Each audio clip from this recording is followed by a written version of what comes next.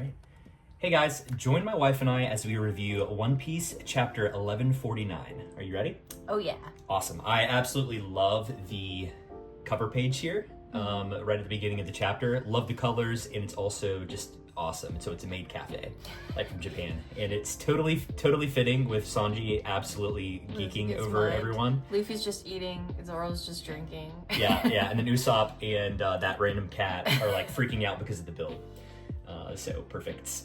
All right, so the chapter title is called 1 Second.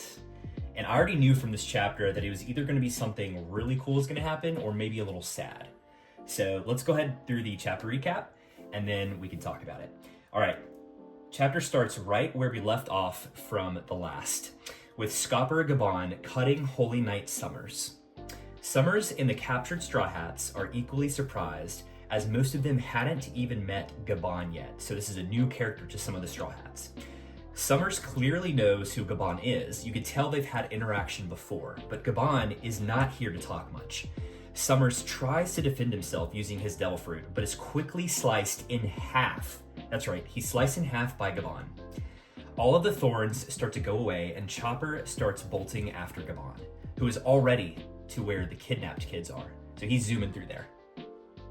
We see the other Holy Knight, the one that has the Dragon Devil Fruit, who is setting fire to both the schoolhouse and the Giant's library. The little girl Ranja from last chapter is crying and laments that the Giant's culture and history is being destroyed because she lived. It's almost like she's regretting that she survived, which is very sad. Gabon destroys the arrow that is forcing the kids toward the fire, while Gunko, the other Holy Knight, realizes that Kaloon, the kid in the front, is Gabon's son. A lot of names here. So Gunko flies over and starts to stab Kaloon in the neck as Gabon pulls his axe back to confront his child's attacker. But before he can finish his swing, he realizes that Kaloon will likely die, so he drops his axe to prevent that and says, "I yield." And this time, he says that in a much more emotional way than when he yielded to Luffy and Zoro a few chapters ago. Gunko promptly shoots Gabon through with 3 of her arrows. He falls down into the clouds, and we do not see him again. The Great Emu then seemingly possesses Gunko with great power and is furious as to why the Holy Knights are not back from their mission yet. The chapter closes with Emu proclaiming, "Let Mu show you the dominance of God." Thoughts on what happened? Yeah, a lot of stuff happened. That was probably one of the more violent scenes that One Piece has ever depicted. Right. With him getting chopped in half. Yeah, and that was crazy. It wasn't bloody, but it was. Right. It's more graphic than One Piece tends to be for the most part. Right, and so we know from last chapter that Summers, so he gets his he can regenerate. All of them should be able to. But Gabon has some sort of hockey, we're guessing, and slices off his hand. It doesn't grow back. So in this chapter, he gets chopped in half. What's going to happen? Like, does he die, or is it just like a temporary pause on the healing ability? You know, he's probably not dead. Yeah. I don't know. What about Gabon? Is Gabon dead?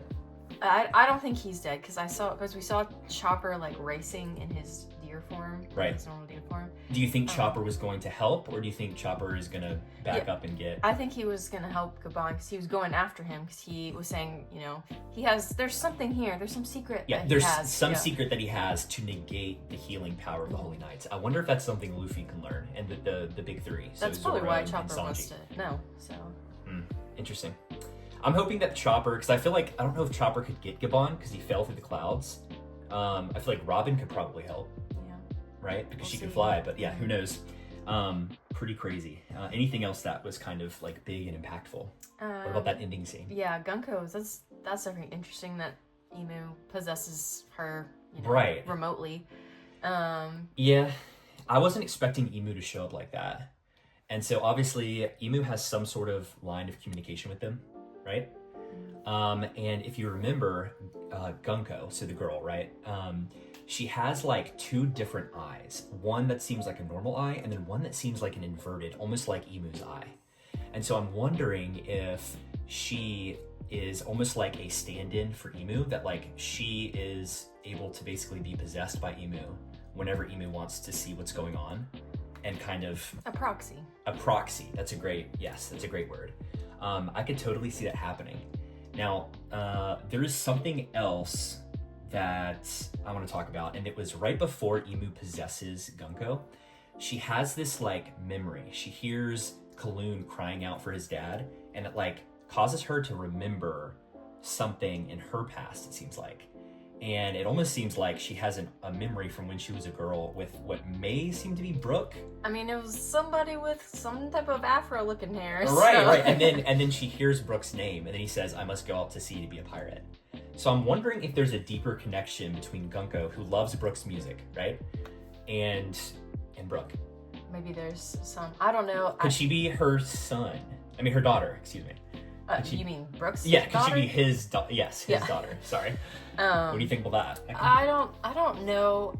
Because it seems like, well, first of all, she'd have to be a lot older to be his daughter. Right. Because Brooke is like 80, 90 years old. True, but what do we know about some of the celestial dragons? They at least have anti-aging. They have weird genetic stuff going on. Yeah, at least the elders do, right? Yeah. So, So I don't know if it was like, was she captured, put on ice, and then imbued with this power, or Right. was Right. So the kids seem to be partially saved, right? So we'll see what ends up happening next chapter. I feel like we went over our significant moment. So who was your standout character and why? Probably Gunko. Okay.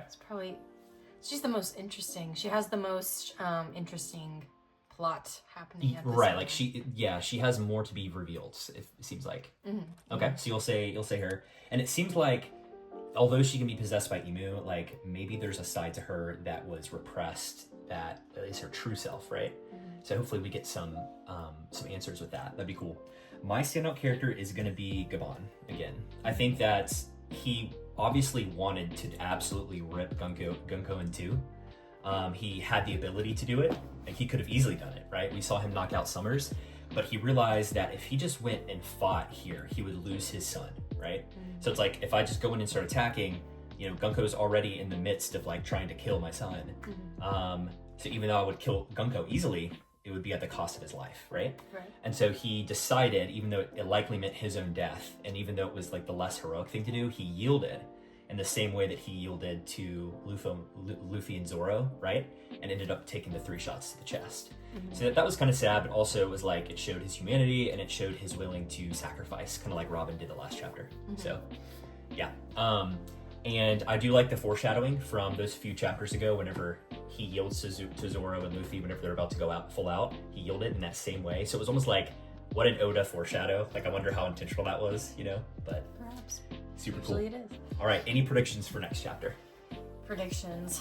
I hope we get more info on Gunko, how that works with Imu, if she has a backstory, or how Imu kind of controls, these holy knights, some sort of backstory on that. And then also, I would like them to stop the fire at the library. That would be great. Yes, I don't want the library to be destroyed. Yeah.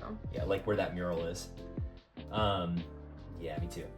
I think I'm going to make a firm prediction that Gunko, she is able to be channeled by Imu, obviously, and that she maybe had a past as like a slave. And I'm just going to say it. I think she's Brooke's daughter. I'm just going to throw that out there. I don't necessarily fully believe that, but I'm going to predict that. Okay. And then I'm going to predict Gabon. Do you think he's dead or no? No, I don't think he's dead. Okay. I won't say that I predicted he's going to die, because I don't want it to be true. Yeah. So I do think that they're going to save... The schoolhouse is over, I feel like. I think they'll save the library at some point. But the question is, who's going to save them? You think Luffy and Zoro are going to be in probably soon? I don't know. We haven't heard from them in a while. We haven't. But they got to be doing something. We know that Luffy's been sleeping and eating a bunch of food. So, okay. But yeah, that sounds good. All right, so that does it for our weekly One Piece chapter review. Thanks to all of you guys for supporting the channel. We do plan on doing a One Piece chapter review every week, so be sure to like, comment, and subscribe for more. Thanks, guys. Bye.